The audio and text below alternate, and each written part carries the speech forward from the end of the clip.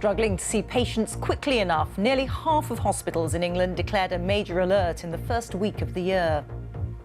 Official figures today reveal the scale of the problem, with hospitals warning of mounting bed shortages and trolley waits. We'll have the latest in the continuing winter crisis in England in the NHS. Also this lunchtime, flood warnings along the east coast of England as a tidal surge and strong winds force people from their homes. Meanwhile, snow and icy conditions are disrupting other parts of the UK. A dramatic increase in the number of men in low-paid part-time work. And victory for Britain's women's #1 Johanna Konta in her final warm-up tournament before the Australian Open. In the south, why a charity set up to help people and their carers cope with dementia says it has no choice but to close 4 day centres, and controversial plans to demolish a New Forest landmark to make way for retirement flats.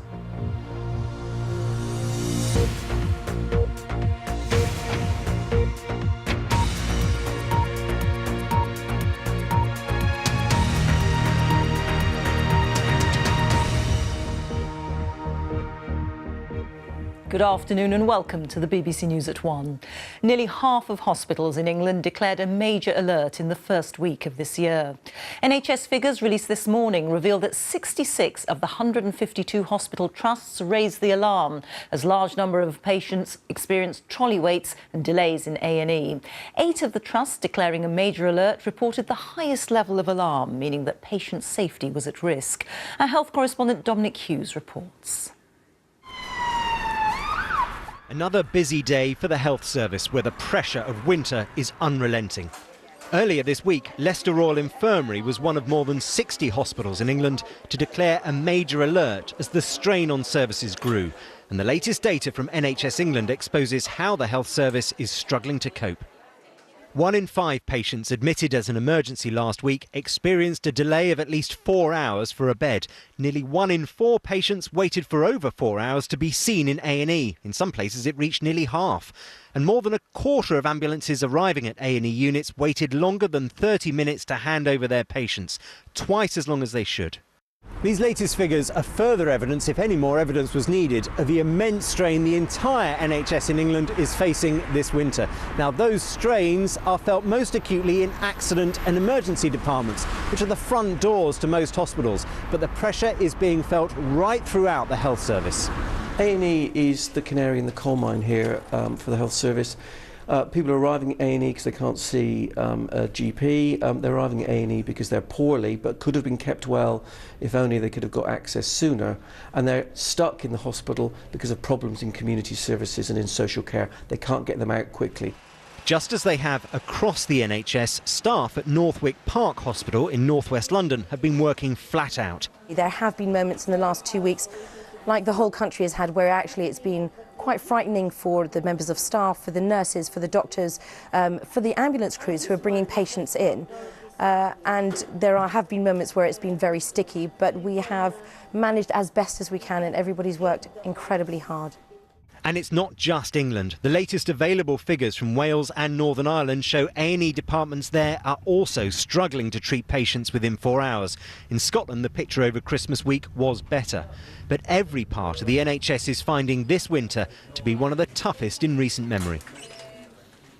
And we can talk directly to Dominic now. Dominic, as you say there at the end of your report, these official figures today come at the end of a very difficult week for the NHS. Not just a week, Rita, but several weeks. I mean, this is a situation that has been building really since the summer, when we were warned that the pressures of winter hadn't really relented over the summer months, and we've moved seamlessly into these winter months where those pressures are continuing to build. What lies behind it? Well, it's a mixture of all sorts of factors. Demographics. We have an older, sicker population with complex health needs who are arriving at A&E departments, and they take longer to be seen because they are sicker and they have very many different things wrong with them. There's also been this slow-burning crisis in primary care. GPs are saying that they are seeing more and more patients and they're getting overwhelmed as well.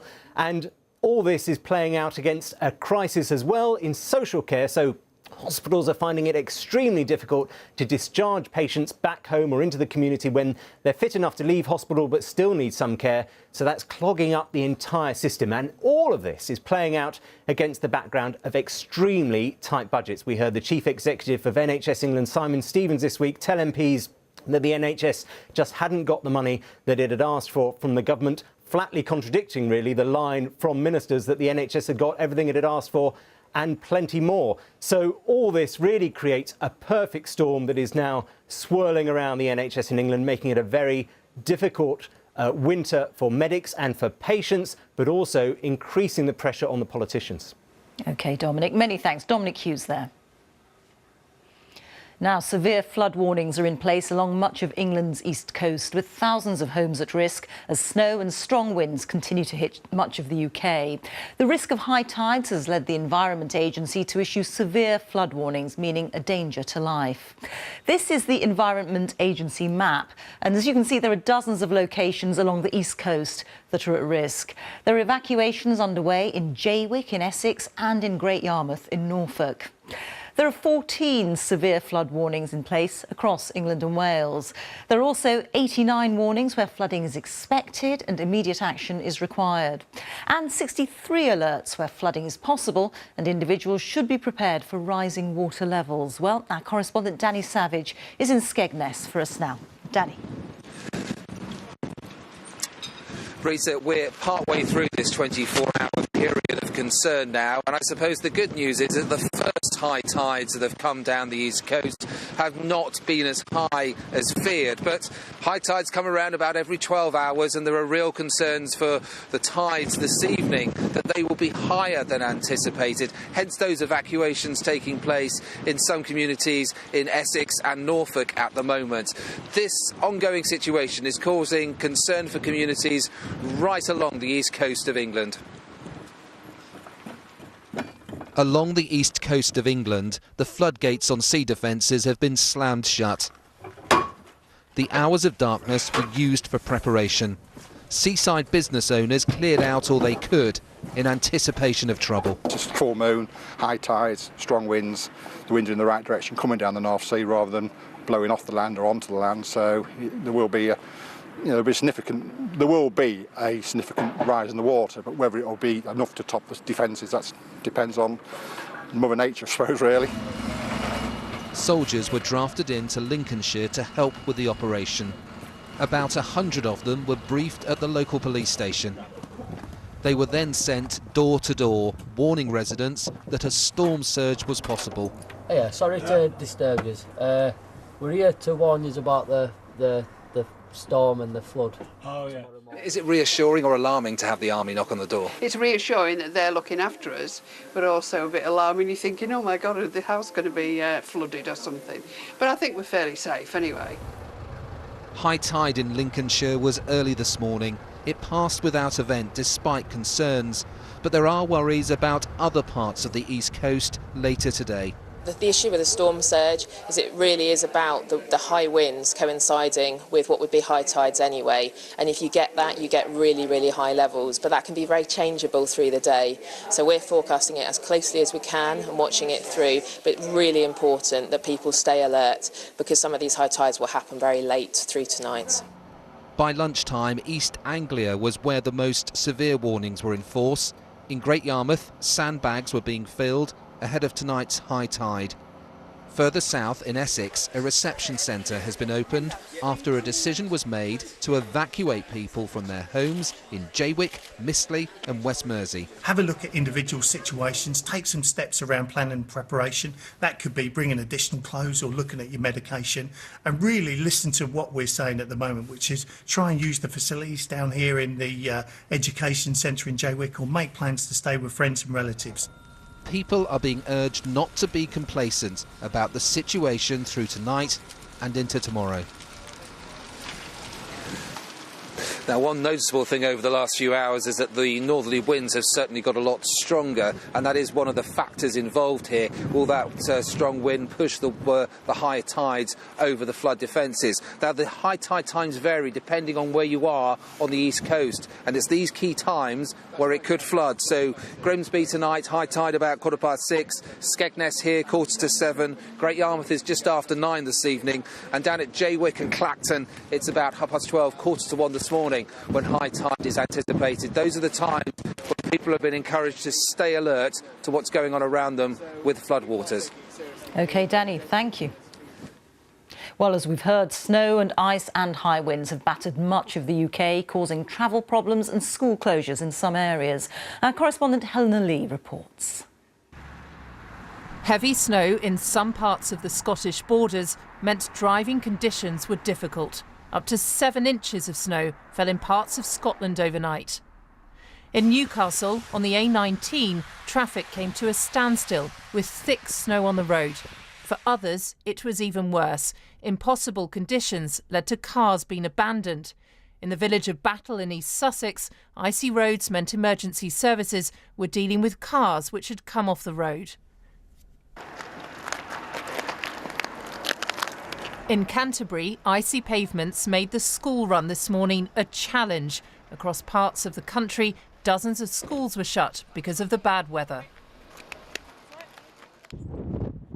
For those who didn't have to travel, the snow brought much excitement to younger people and left many parts of the country enjoying some beautiful scenes. Helena Lee, BBC News.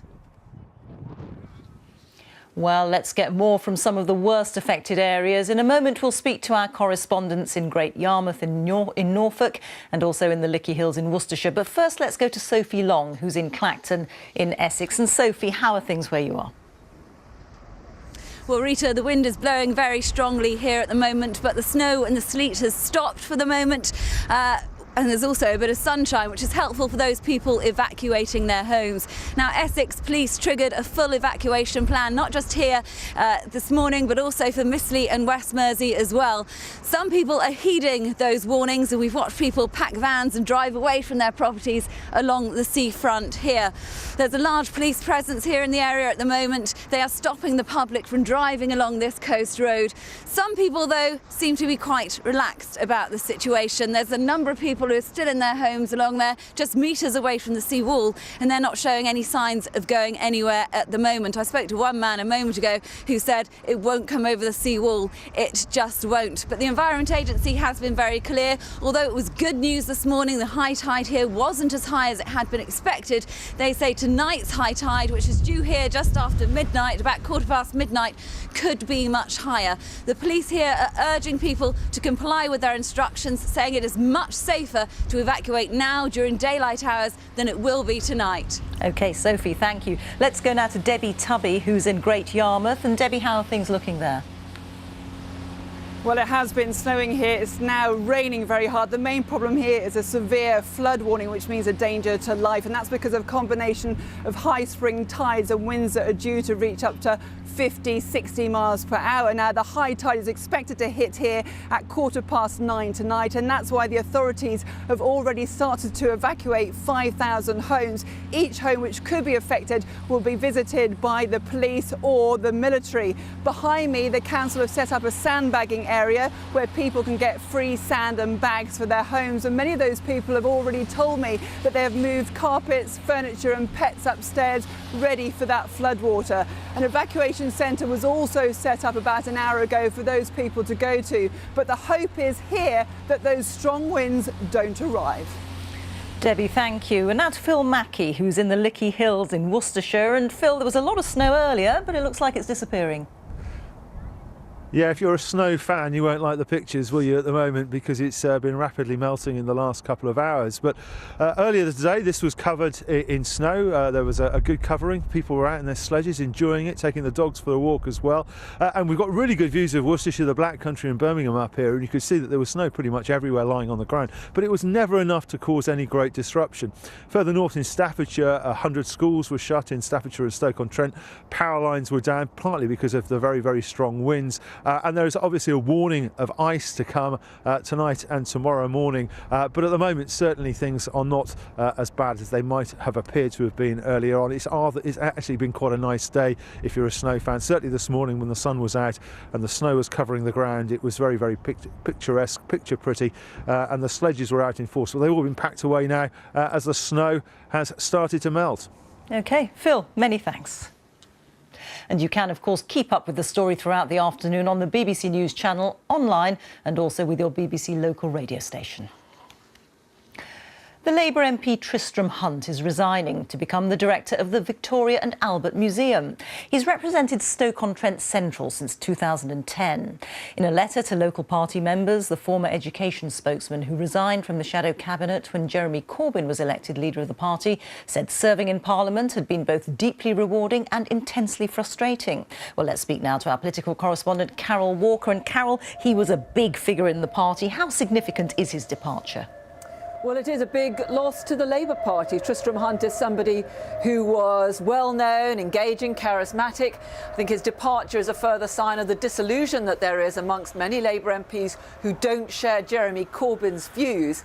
And, of course, it poses a big challenge for the Labour leader, who's going to have to fight a very difficult by-election. Now, Tristram Hunt, in that resignation letter, says that he's not trying to rock the boat. He stresses how this new role at the V&A will enable him to combine his passions for history, education, public engagement and so on. And he does say, though, that he feels frustration that now that Labour is out of power, he's not able to do as much as he'd like to tackle inequality and poverty. And Tristram Hunt in the past has been hugely critical of the Labour leader, Jeremy Corbyn. Mr Hunt was the shadow education spokesman. He stood down from that job when Jeremy Corbyn became the Labour leader. And he said after the EU referendum in the summer that he felt that Jeremy Corbyn had simply failed to inject Labour values into the whole EU referendum debate. And he said that, frankly, Labour voters need a new Labour leader. The challenge now for Jeremy Corbyn will be to see whether he can hold on to this seat. It's an urban, working-class seat. UKIP edged into second place. They will really fancy their chances here. And the question for Jeremy Corbyn as to whether he can hold on to this traditional Labour seat and show that he can restore his party's fortunes. Carol, many thanks. The time is 16 minutes past 1 at Top Story this lunchtime. NHS figures show nearly half the hospitals in England declared a major alert in the first week of this year. And still to come, how the evolution of killer whales may hold the key to understanding the development of human beings. In South Today, with the Southern Rail network paralysed for the third time this week, we hear what a driver thinks about the continuing strikes. And making money from great ideas, how Oxford University's best brains are building successful businesses.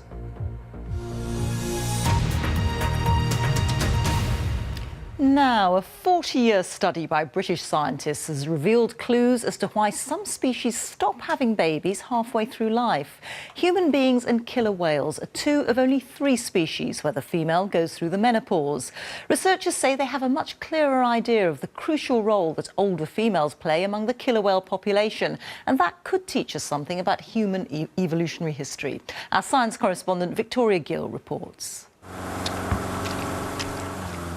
Chasing an evolutionary mystery. These researchers have been documenting the lives of killer whales here for 4 decades. There we go. And their findings have revealed new insight into something that we humans share with a mammal so very different from us.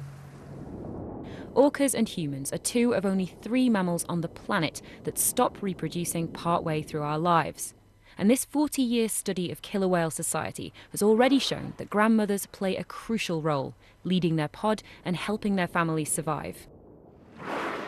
But scientists have now used this unique data set that's recorded births and deaths in every orca family here to prove that it's crucial for the survival of new calves for grandmothers to stop reproducing when their daughters start. When a mother and daughter breeds at the same time, the calf of the mother has about 1.7 times higher risk of dying in the first 15 years of life. The benefits of grandmothering are not enough to explain why human menopause has evolved, and it's only when you consider the conflict and the competition within the family group And the older females lose out, that you can actually understand and explain why menopause has evolved. Avoiding this so-called reproductive conflict between the generations seems to give babies the best possible chance. So we've been really interested in just how important that bond is for the survival of the... And that's something that could finally explain human menopause. At some point in the evolution of our ancestors, the researchers say that menopause evolved as an adaptation to prevent reproductive conflict between older and younger women. This, combined with the fact that grandmothers are of such huge benefit to their grandchildren, explains why our reproduction stops while our lifespan continues to increase. We can't go back in time to study our own ancestors' lives, but this long, careful observation of killer whale society has finally revealed the origin of menopause, something so fundamental to our own. Victoria Gill, BBC News. The number of men in low-paid part-time work has increased dramatically over the last 20 years. New research by the Institute for Fiscal Studies has found that 1 in 5 low-paid men between the ages of 25 and 55 now works part-time. That means wage inequality for men has risen over 2 decades, but for women, it's the opposite. Our personal finance correspondent Simon Gompertz reports. It used to be mainly the fate of women to work part-time for low wages. Now increasingly it's men like Declan. He's found a London job delivering takeaways on his bike, using his spare time to study, but it's hard. If work doesn't go well one night, you have to rearrange your plans so you work another night, and you don't particularly feel like you're of any value. You do just feel like a piece of meat, really. The food business, shops, security, all now looking for flexibility like Declan is providing, and not necessarily full-time. For decades now, we've seen the pay of women workers held down by casualisation, by short hours working, by part-time working. And we're beginning to see those trends happen right across the labour market now, impacting particularly on low-paid men. But insecure employment, low-paid employment is not good for workers, and it's not good for the UK economy at large. The study looked at lower paid men, the bottom 20%, and found that before, 2 decades ago, 1 in 20 were working part-time, whereas now it's more like 1 in 5. And that group is working 5 fewer hours per week. The big question is whether they want to or whether they've got no choice. This means people aren't being forced to work long hours just to earn the money. What they are doing is they're making a positive choice to find a job which suits their life. And they're prepared to trade off pay for getting the flexibility to spend time with their children or elderly parents or to do the studying. So I think that's a good news story, that in today's society people can choose and find a job that fits with their life. But the jobs we're talking about are for less than £8 an hour for fewer than 30 hours a week, which without tax credits or a partner to help can leave you struggling to make ends meet. Simon Gompertz, BBC News. A woman who alleges she was indecently assaulted by the TV presenter Rolf Harris when she was 12 years old has told his trial how he put his hand up her skirt after she asked for an autograph. She told the jury the alleged indecent assault was horrible and wrong. Mr Harris denies 7 charges of indecent assault and 1 of sexual assault. Well, let's speak now to our correspondent Dan Johnson, who's at Southwark Crown Court for us. And Dan, tell us more about this woman's evidence. Well, this woman, who's now in her 50s, explained how, as a 12-year-old, she and her mother went to a radio station in Portsmouth after hearing Rolf Harris on the programme talking about his favourite records. They collected autographs and thought they might have the chance to meet him and get him to sign their autograph books. And that's what happened. As he left the radio station, they approached him, and the woman said it was quite pleasing seeing him in real life because I'd seen him on television. It was nice to see someone famous. And she explained how they asked Rolf Harris to sign both their autograph books. He signed her mother's and then turned to her, the 12-year-old. He said, "I think now it's your turn. Let me give you a little cuddle." And then she explained to the court how Rolf Harris put 1 hand behind her back, 1 hand down her leg, and then up her skirt, touching her beneath her underwear, she explained. She said, it felt horrible. It didn't feel right. I didn't know anything about sex at the time, she said, but it felt wrong. She explained that her mother was stood right beside her but didn't realise what had happened. Now, after Rolf Harris signed her autograph book, they left, and she told her mother later what had happened but wasn't believed. She was challenged in court that she'd made this accusation up after Rolf Harris was convicted earlier here 2 years ago. She said, no, this is true. OK, Dan, thank you. Refugees and migrants are dying in Europe's sudden cold snap, and the United Nations Refugee Agency is urging governments to do more. The UNHCR said several migrants had died from cold and exhaustion in Bulgaria, and it called on Greece to move migrants from poor conditions on the islands to better facilities on the mainland. Our correspondent Sean Greschek reports. Desperate to get out of the bitterly cold waters, these just some of the 800 migrants and refugees that were rescued from the Mediterranean Sea yesterday. The Italian Coast Guard helped them off the 6 rubber boats they were trying to cross in. Freezing temperatures in Europe over the last week have caused the UN to call on governments to do more to help migrants. In Greece, the situation was so bad that this ship was sent to Lesbos at the request of the Greek Prime Minister to house migrants amidst health warnings that conditions at the main camp had become inhumane. Hundreds of others in Lesbos are being transferred to hotels. I'm afraid, but I don't know where I go. I'm afraid. This is to me. At the European Parliament in Brussels, a warning about how prepared the EU is for a further increase in numbers. We are making a call for Europe to prepare for possible new influxes. It may not happen, hopefully it will not happen, but we need to be prepared. We are very concerned that in a number of situations, Europe does not seem to have a plan A or plan B. Conditions are also tough at this migrant camp in Serbia. More than 1,000 men from Afghanistan and Pakistan are relying on one meal a day from volunteers and are having to wash outside in the cold conditions. Concern is growing that more migrants will die trying to survive these harsh conditions. Sean Greschek, BBC News. The General Medical Council has warned that hospitals are failing to raise concerns about incompetent locum doctors. The report says there's a reluctance to provide frank feedback and that weaknesses in monitoring could put patients at risk. Well, with me is our health correspondent, Elaine Dunkley. And Elaine, is this about locum doctors not going through the proper checks or about hospitals not giving proper feedback? Well, it's a little bit of both. There are around 8,000 locum doctors working in the UK, and according to this review, not all of them are being checked. Every doctor every year should have an appraisal, and every 5 years they must have their licence revalidated. This was brought in 2012 to ensure patient safety, and it follows cases such as Harold Shipman, who killed 200 of his patients. And there was also a case in 2007 where a German locum doctor, Daniel Ubami, killed a patient on his very first shift in the UK. But according to this review, there are still some locum doctors falling through gaps in the system. So, why is it happening? Well, according to the review, there's often confusion over which organisation should be carrying out appraisals of staff on short-term contracts. Also, there was criticism of hospitals for not speaking out and sharing information about incompetent locums. And there was also issues around some agencies not ensuring that the right checks had been done, and also that there was enough support for locum doctors. This review looked at monitoring assessment for all doctors across the UK, and it also found that there was evidence that some patients were frightened to give honest feedback, which is an important part of the revalidation process for the relicensing of doctors. But the Department of Health have said that this has had huge improvements on the system, but also more work needs to be done. OK, Elaine, thank you.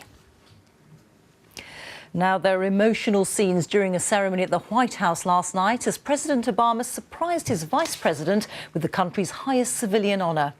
Mr. Obama said he was awarding the Presidential Medal of Freedom to Joe Biden for his faith in his fellow Americans and for a lifetime of service. He described him as a lion of American history. Mr. Biden said the honour was a complete surprise. The best vice president America's ever had, Mr. Joe Biden.